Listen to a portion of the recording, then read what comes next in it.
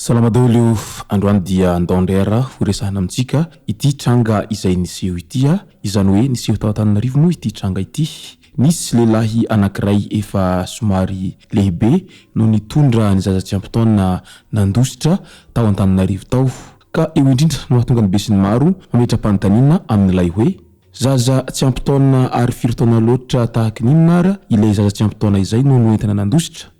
Moa ve ny bataina sa natao inona ilay zaza tsy ampy taona izay no nahatonga azy nanaraka an'ity lehilahy efa lehibe ity, sa misy fitiavana izay nitsiry teo amin'izy roa ka lasa nananao foana hoy ny sasany. Izay no fakafakena amintsika ato anatin'ity video ity ka manasa isika rehetra anaraka an'ity video ity hatramin'ny farany. Asa dino ny manao komantaira ambanin'ity video ity mba ahafahana mandravina ireny hevitra rehetra ireny anaovantsika video manaraka eo. Tsarovy ny milike ny videontsika ary asa dino torokazana hatrany miabony amin'ny chaîne-natsika mba ahafahanareo manaraka tsy tahapaka ny video zay lefany amin'ny sisisy tao anaty toy izao ny fanaovana azy. Tsy ampendrely isika fa avy hatrany tonga de vavany ndawary. Izay tia hono adala hoy ny fitenenana.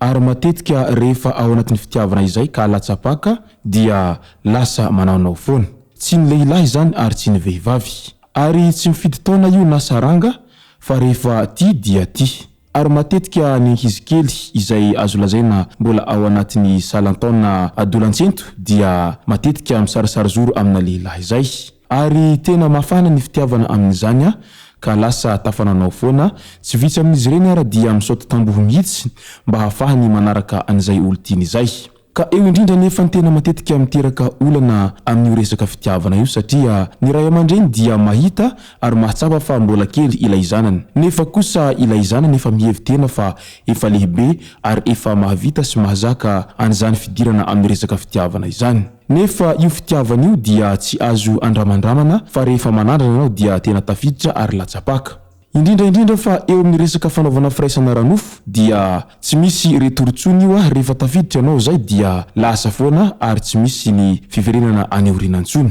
Matetika ny ankizivavy mbola virgin dia mbola montemontenery ary mahay mitandry tena tsara. Fa vantany vao nanandrana indray mandeha nanao an'izay firaisana ranofo izay dia tsy tafiverina intsony. Ary matetika misy filana foana amin'izay rehefa manomboka avy eo. Ka indrindra ny tena mahatonga anireo adolatsento lasa manaonao foana satria taforobaka ao anatin'izay firaisana aranofo aloha loatra zay ny sasany hany ka tafiaraka amin'ireo lehilahy izay efa somary zokinjokiny na koa efa nahazoazo taona noho izy. Iny indrindra no tena matetika tsy tiany ray aman-dreny ary lasa mahatezitra ny ray aman-dreny ka raikitra ny fampitoriana etsy roa amin'ilay hoe nanodikodina ny zanako nanimba ny zanako mbola tsy ampy taona sy ny maro hafa. Misy aza ireo ankizy kely tsy ampy taona izay mbola ao anatin'ny adolatsento zay dia mandeha mivaritena iraky ny Facebook ka manao anirony karazana publicité irony amin'ilay hoe manao plan de ohatran'izao sy makatsy makaroa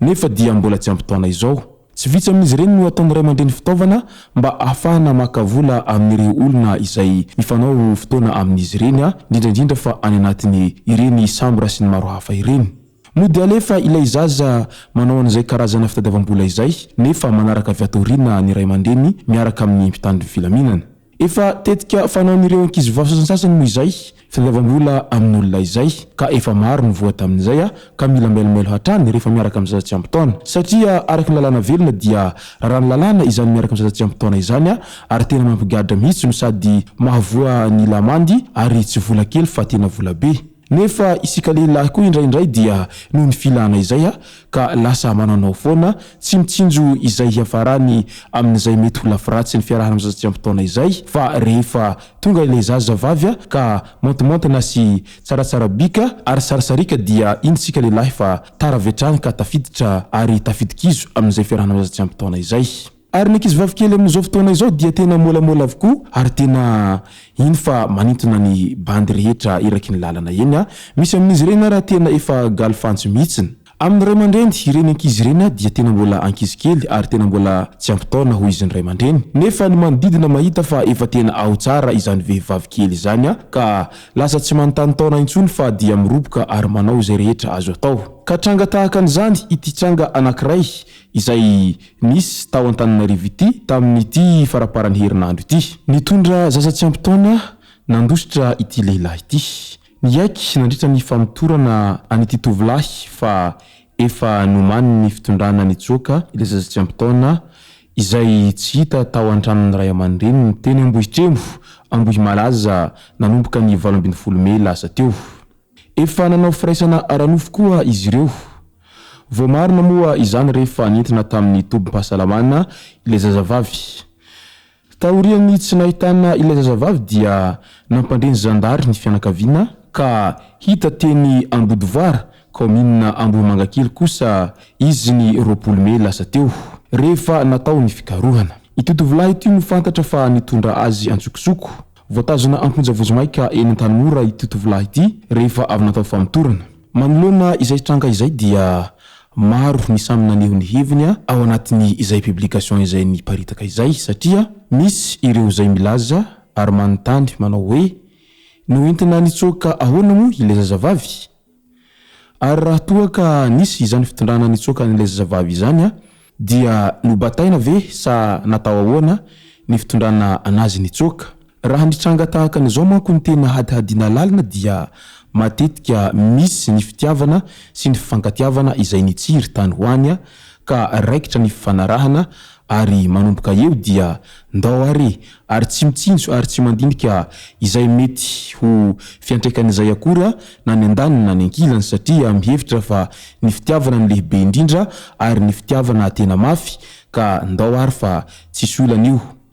ny ray aman-dreny nefa ny etsy ankilan'izay dia tsy mankasitraka ary tsy ankasitraka n'izay mihitsiny satria ny zanany dia mbola tsy ampy taona ary tena rarany lalàna izany ary mampigadra mihitsiny ny fitondrana an'izay zaza tsy ampy taona izay indrindra fa rehefa izao nanao firaisana aranofo araka an'ity tranga izay nisy teo amin'ity tovolahy ity sy ilay zazavavy kely izay voalaza fa tsy ampy taona ity dia tena zavatra mampigadra izany ary tena mahasarotiny ny mpitandron'ny filaminana raha vantany vao maheno an'izany hoe ianao lehilahy lehibe izay tokony hananatra nefa dia miaraka amin'ny zaza tsy ampy taona nisy ihany ho iaho ny fifankatiavana izay nisy tamin'ity tovolahy ity sy ilay zazavavy voalaza fa nohitana nandositra satria nahoana matoa efa nisy an'izay fanaovana firaisana aranofo zay teo amin'izy roa tsy hoe nanolana akory ilay tovolahy fa tena firaisana aranofo ny faneken'izy roa dia midika izany fa nisy ny fifankatiavana tao fa ny tena fahotany kosa ny nitondra an'ilay zanak'olona tany ao anatin'ny 2 andro be izao ary zaza tsy ampy taona koa ilay zaza etsy andanin'izay ka manomboka eo dia ninona ny fanazavana hoentin'ilay tovolahy dia meloka foana izy eo anatrehan'ny lalàna satria efa niaraka amin'ny zaza tsy ampy taona izy zay tsy vitany hoe niaraka tsotra izao fa nafenina ho tany anatin'ny 2 andro ilay zanak'olona izay vao hitan'ireo ray aman-dreny ny toerana misy ianareo fa tsy ianareo akory no nivoaka avy any na dia efa nampandreny mpitandron'ny filaminana azy ny ray aman-dreny dia mbola tany nareo roa izay nanao Jack sy Rose nareo tany ambadibadika tany ka izay mety ahavoaheloka an'ity tovolahy ity raha an'izao tranga izay hita izao no asiana resaka sy fakafakaina sy hoadihadiana lalina ka izay tsara foana no mampatsiahy ho antsika rehetra tovolahy indrindra dia aza manaiky baiko ny filahina izany fa mety hanimba no avinao izany raha tsisy fitandremana kely eo aminao sy izay filanao izay ary tandremo miaraka amin'ny zaza tsy ampy taona fa tena mampigadra ary mahaiza manaraka lalàna foana na dia eo azany fifankatiavana izay mahafiorina sy vao mitsiry eo aminareo roa dia mba jerijery avy ihany koa izay resaka taona izay fa sao dia hanahirana anao izay sy zay no masaka azonareo sy tomboko lahy sy tomboko vavy dia misaotra antsika rehetra nanaraka hatramin'ny farany ity video ity azadiny manao commentaire ambanin'ity video ity mba ahafahana mandravina reny hevitra rehetra no antsika video manaraka eo tsarovy ny milike ny video antsika ary azadiny ndroko zanatrany miabone amin'ny chaîne antsika mba ahafahanareo manaraka tsy tapaka ny video zay lefa ny am'sesy tonga tao atagasy tomboko lahy sy tomboko vavy mankasitraka dia mirary soa